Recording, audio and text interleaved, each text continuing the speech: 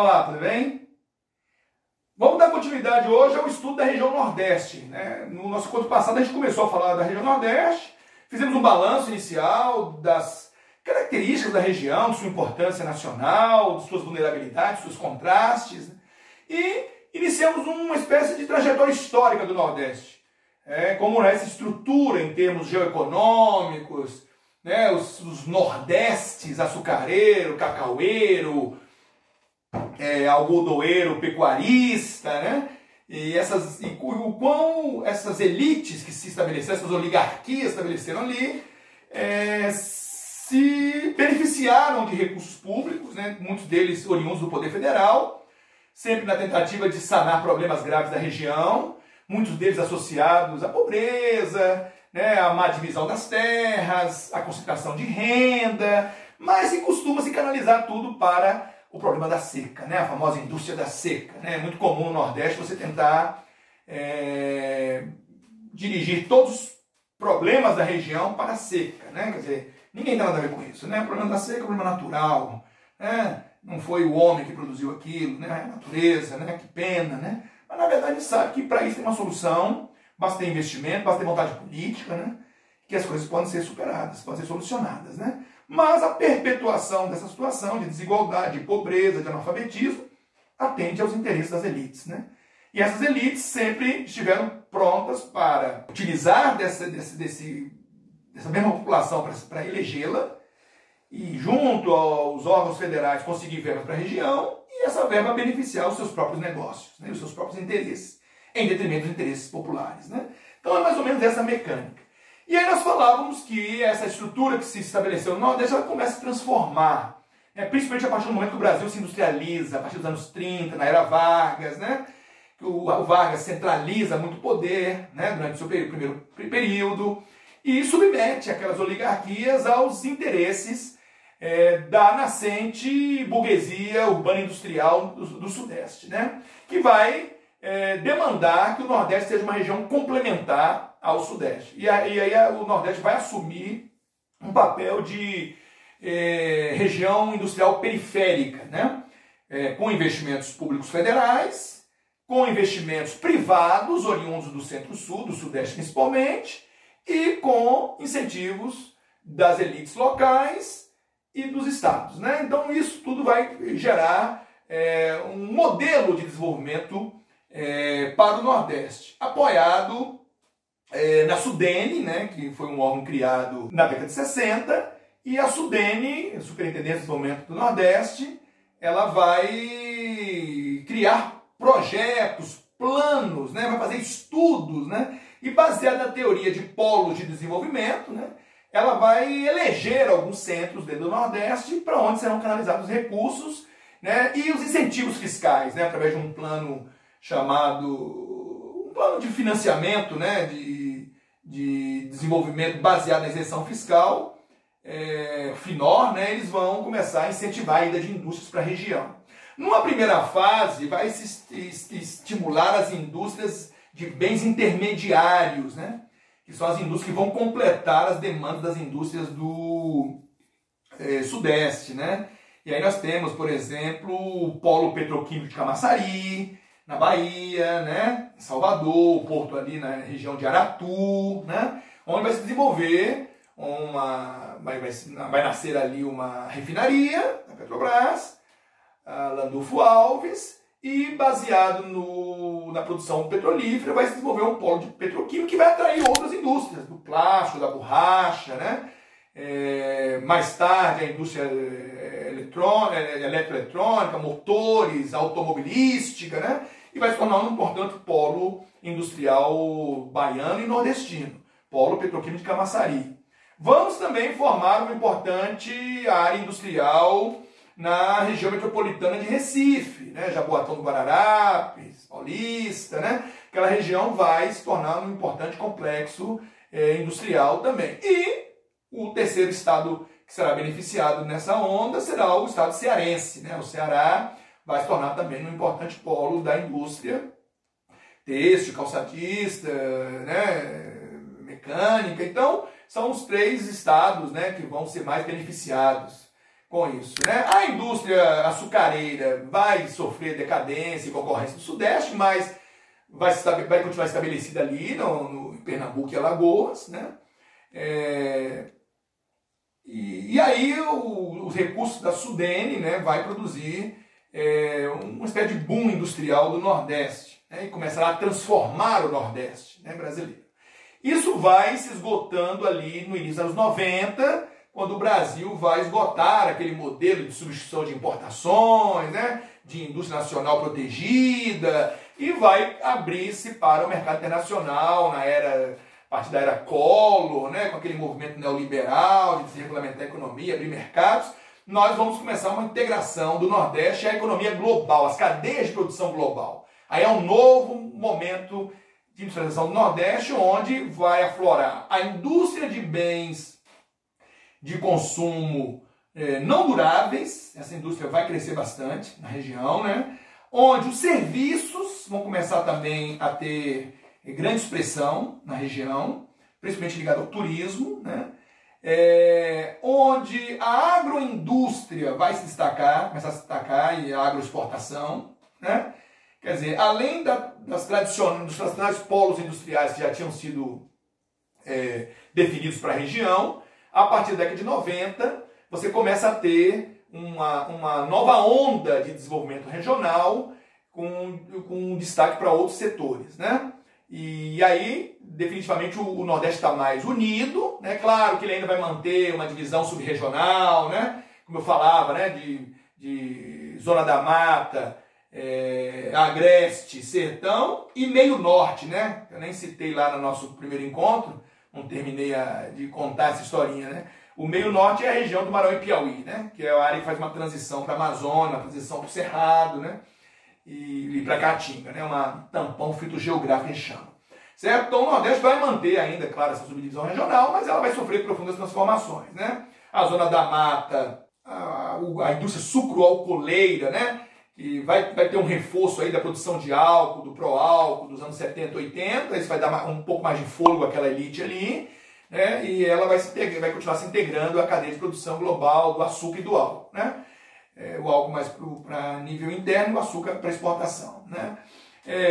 O Agreste vai sofrer transformações a partir dos anos 90, com a chegada de uma agricultura mais moderna, mais produtiva, né? Vai substituir muitos daqueles sítios ali do Agreste, serão fagocitados por propriedades maiores, né? Mais produtivas, mais modernas, né? A bacia leiteira de Alagoas, principalmente, né? Vai dar origem a uma importante indústria de laticínios na região, a mais poderosa indústria de laticínios regional, né? Ligada a essa indústria leiteira, né? Vai se tornar o Agreste também um importante polo comercial, né? Através de poderosas feiras e tudo mais que vai se estabelecer nesse trecho de transição, né? O Sertão, tradicionalmente uma região algodoeira, né? E pecuarista,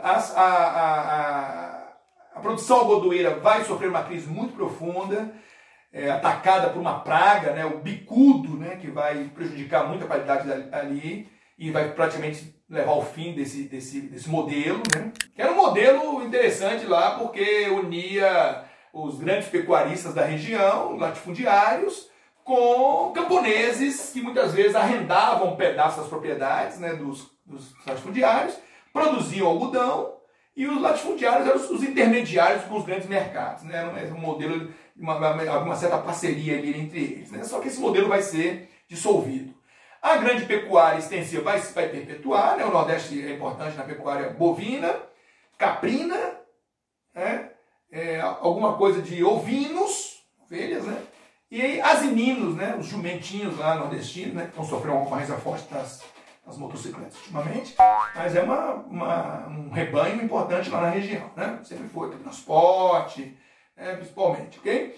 E esse sertão vai começar a conviver com grandes projetos agropecuários, do agronegócio, né?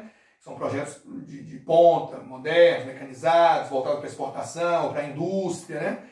E ligados muito à indústria da produção fruticultora, né? Nós temos ali, por exemplo, o polo fruticultor do Médio São Francisco, em Juazeiro Petrolina, na Bahia, fronteira da Bahia com Pernambuco, né? Uma área que produz uva de mesa, manga, goiaba, né? Melão, né? Uma área forte, né? Que produz a partir da irrigação de águas do Rio São Francisco, alguns utilizando técnicas da irrigação por gotejamento, né? Aquela técnica israelense, que tem sido muito bem-vinda na região, que sofre com escassez de água muitas vezes, né? E altamente produtiva, né? Então esse é um polo do agro, né? Do sertão baiano, pernambucano. Temos o Mossoró-Açu, no Rio Grande do Norte, no Baixo Rio Piranhas, né? Que é um outro polo importante, fruticultor, né? Temos na Paraíba, no Alto Rio Piranhas, um outro polo importante, produção de coco, né? Temos no Cariri, no sul do Ceará, né? Uma região de brejos ali, né? Uma espécie de ilha úmida em meio à zona sertaneja, né? Temos também um outro polo importante, fruticultor, né? Naquela área. E também no Baixo Jaguaribe, né? Lá no leste, no nordeste, né? do Ceará, um outro polo importante. Então, essas são algumas áreas que se destacam na fruticultura de exportação e voltado para a indústria, né? Agroindústria, agroexportação. O oeste baiano, sul maranhense, sul piauiense desenvolveram, fazem parte da expansão da fronteira agrícola centro-norte, né? Que a gente conhece, já se falou muito sobre ela, mas que tem um braço, né? Essa fronteira que foi muito expandida pela mão de obra do gaúcho, do catarinense, do paranaense. Ela também passa pelo oeste baiano, né? Região de Eduardo Magalhães ali, e sobe até o sul do Maranhão e Piauí, a região de Mapitoba, né? Aí já estamos falando da produção de grãos, né? Da produção de soja, de milho, né? Arroz, né? Feijão, né? Mas um destaque grande para a soja, né? E aí é agronegócio, agrobusiness, grande propriedade, altamente mecanizada, altamente produtiva, né? A integração da região Nordeste com o restante do país, através de rodovias, né? Muita construção rodoviária que se desenvolveu naquela região, ajudou a escoar essa produção e a integrar o Nordeste ao resto do país, né? O seu vasto litoral, né? A proximidade com o litoral, que você produz a partir do sertão nordestino, né? Hoje há projetos. Outra coisa que a partir dos anos 90 também passou a ter muito investimento foi na área de infraestrutura, né? O Nordeste passou a ter investimento na área de transporte, na área de saneamento, na área da construção civil, né? Foi um outro setor que passou a atrair bastante recurso no Nordeste e gerar obras e empregos, né? Inclusive, durante esse momento próspero que o Brasil viveu, na década de 2001, 2010, né? Aquele boom das commodities que o mundo viveu, né? Locomotiva chinesa aí de vento em popa, né? A União Europeia, Estados Unidos crescendo naquela bolha imobiliária deles, e o Brasil entrou nesse ciclo de prosperidade, né? Corresponde ali muito do governo Lula, né? Foi muito importante para o Nordeste, porque o Nordeste foi muito beneficiado pelos programas de transferência de renda, né, pelas obras do PAC, né, o Programa de Aceleração do Crescimento, que eram obras de infraestrutura, os ganhos reais, né, os aumentos reais, salário mínimo, né, beneficiaram muito o nordestino, porque a base de renda do nordestino ainda está muito calcada em salário mínimo, então houve uma injeção de renda lá, né? Então isso tudo aumentou a oferta de emprego, né? Tivemos um período de baixa inflação, então tudo isso ajudou o nordestino a ganhar poder de compra, né? E como é uma região populosa e carente, né? Há ali uma demanda reprimida, né? Que com essas melhorias de condições que o Brasil sofreu, produziu um boom de consumo na região, aí muita cadeia varejista foi para lá, né, para poder atender essa demanda. A construção civil ampliou, né, a oferta de serviços, né. Um outro setor que a partir dos anos 90 ganhou muito investimento, incentivos fiscais, né, é o setor de hotelaria, né? O setor associado à construção de resorts, né? Hotéis, né? Foi um setor que foi muito beneficiado e que gera uma cadeia que gera muito emprego também, né?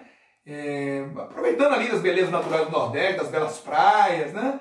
E aí sim, teve um incremento muito forte do setor de turismo, né? O outro setor beneficiado, né?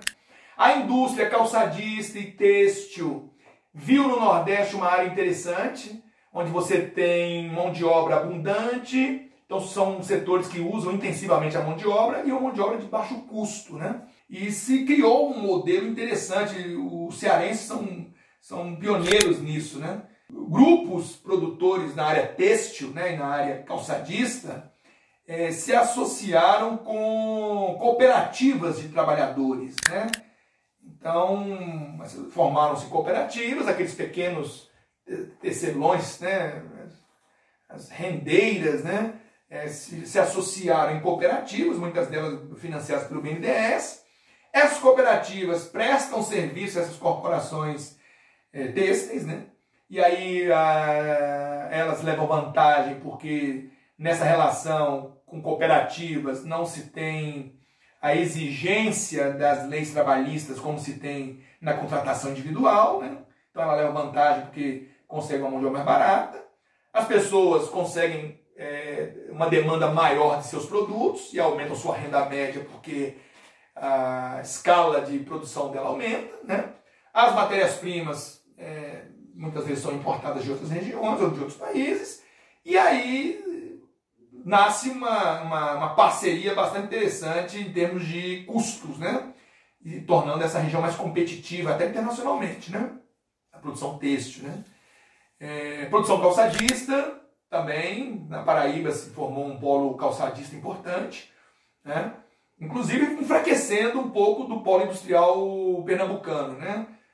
Porque findou atraindo, né, empresas que até então naquela região estavam muito mais direcionadas para Pernambuco, passaram a ser dirigidas para a Paraíba, né? São vizinhos, né? Também o Nordeste passou a ter um maior desenvolvimento técnico-científico, né? Polos, tecnopolos, né, começaram a se desenvolver em Pernambuco, na Paraíba, né, no Rio Grande do Norte, né, isso também incrementou a região no aspecto da terceira revolução industrial, né.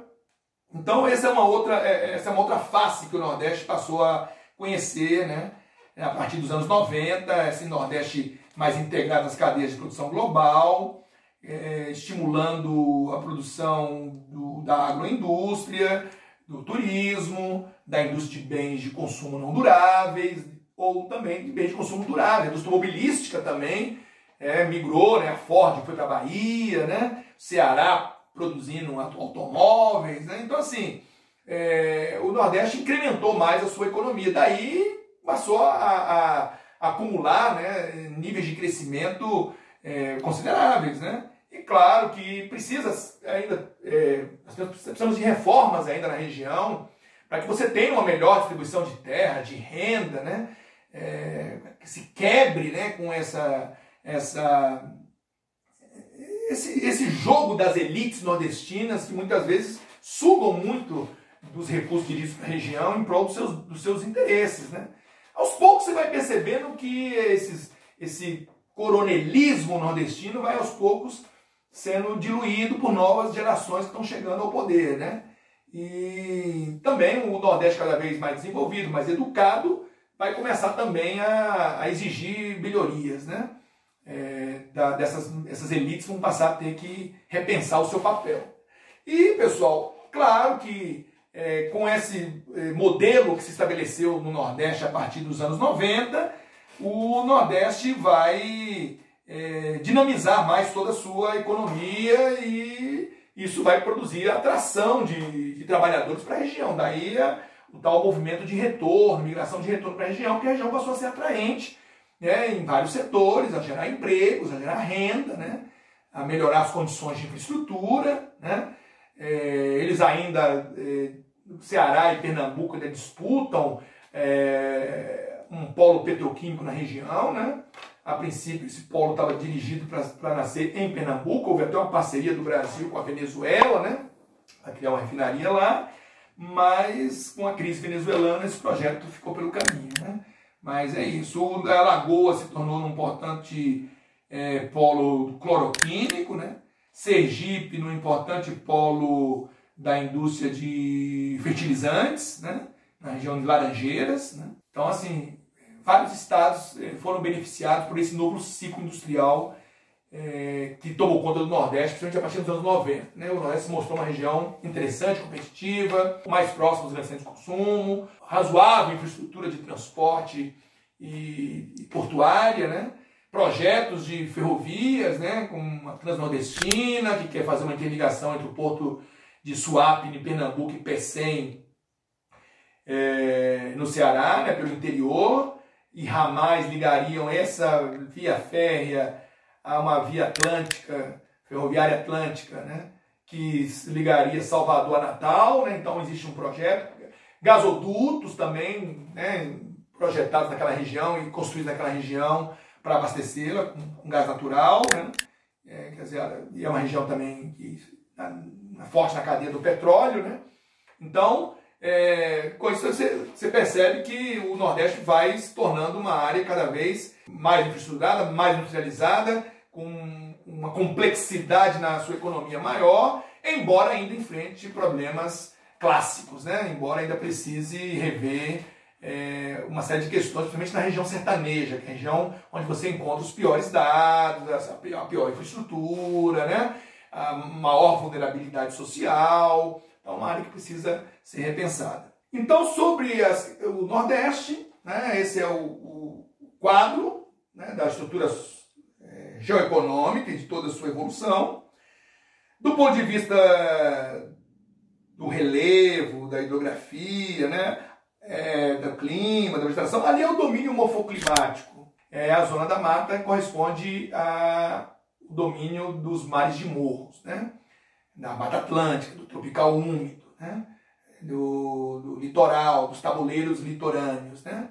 Depois, quando você vem para o Agreste, vai para a zona de transição, do tropical semiúmido, onde você tem uma transição entre essa área florestal e a caatinga, né?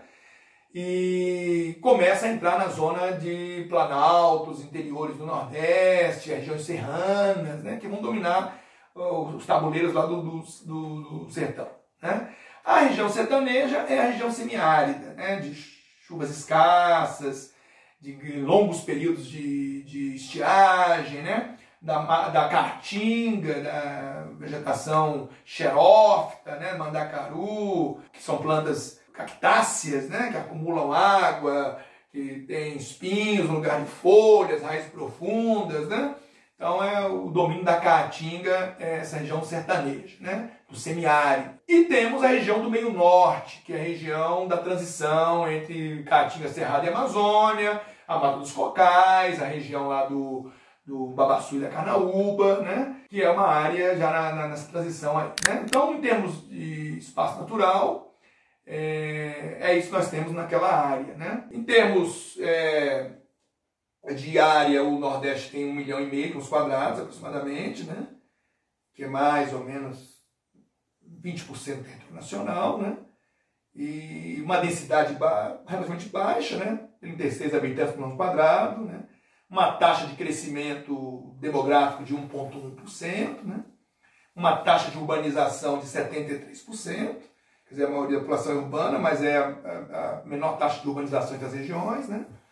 Então, em termos assim, gerais, né, de dados e aspectos demográficos e naturais do Nordeste, seria isso, né? O nosso foco aqui é mais na questão econômica, na questão da evolução histórica e geoeconômica da região. Estou mais focado nisso, porque em outras oportunidades a gente vê a questão dos domínios e tudo mais, ok? Foi bom falar com vocês sobre essa região. No nosso próximo encontro a gente vai explorar uma outra região do país. Um grande abraço. Os dois eixos principais do projeto de integração partem do estado de Pernambuco, perto da divisa com a Bahia.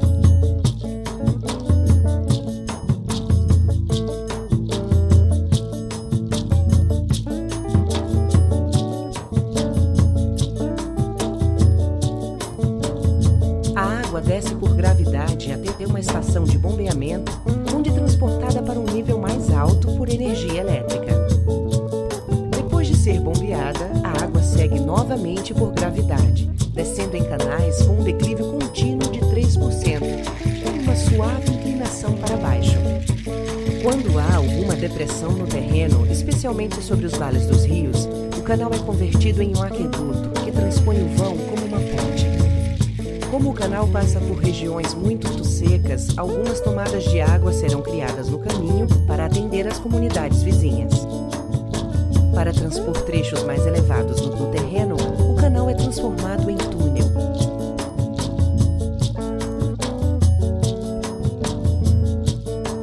Ao longo do trajeto, a água é acumulada em reservatórios, onde ela pode seguir caminho, abastecer as populações próximas ou, em alguns pontos, ser usadas para gerar energia elétrica. A água do São Francisco é distribuída pelas bacias dos rios Jaguaribe, Apodi, Piranhas-Açu, Paraíba, Brígida e Moxotó, beneficiando uma ampla região do sertão, onde vivem 12 milhões de brasileiros. As águas do São Francisco chegaram ao Ceará após 13 anos do início do projeto de transposição. O presidente Jair Bolsonaro acionou o botão. As comportas se abriram e a água jorrou rumo à cidade cearense de Jati. A partir de agora, um mundo de possibilidades se abre ao desenvolvimento da região. Um dos trechos de engenharia mais complexos do Eixo Norte era a construção deste túnel, que fica na divisa entre Pernambuco e Ceará. Com cerca de 860 metros de comprimento, o túnel Milagres Jati permitiu que a água chegasse aos cearenses. Após encher o reservatório de Jati, o Velho Chico se integra ao Cinturão das Águas do Ceará. A partir daí, a água segue rumo à Fortaleza, garantindo o abastecimento de 4,5 milhões de pessoas que vivem na capital e na região metropolitana. Quando todas as estruturas e sistemas complementares estiverem em operação, cerca de 12 milhões de pessoas em 390 municípios de Pernambuco, Paraíba, Ceará e Rio Grande do Norte devem ser beneficiadas. E outros investimentos estão previstos para este ano.